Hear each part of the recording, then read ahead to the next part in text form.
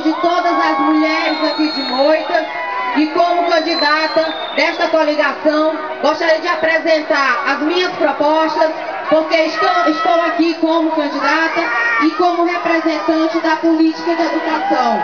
Sou professora e irei sim defender todos os professores, como a valorização do professor no nosso município. Iremos também representar os nossos desportistas, que precisam muito de valorização, que precisam muito de investimento, Paulo César.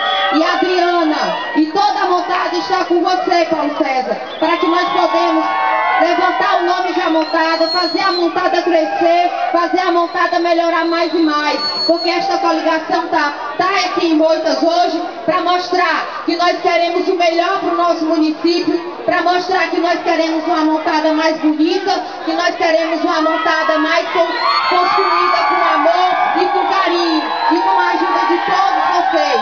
Estarei também defendendo a nossa cultura amontadense, que precisa de um resgate, que precisa do carinho, que precisa do investimento, bem como os nossos pescadores. Precisa que, Paulo César, você dê um olhar mais carinhoso para os nossos pescadores, para que nós possamos mostrar que os nossos pescadores têm valor em Moitas, que o nosso pescador tem valor em Caraí, que o nosso pescador tem valor em Caetano.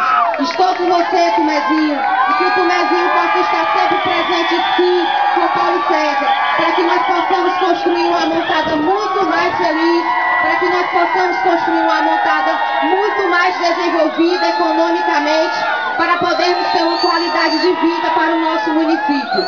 Então, eu sou a Adriana, meu número é 14123, e representando a nossa educação e a nossa saúde, meu muito obrigado. Valeu! Daí a palavra da Adriana.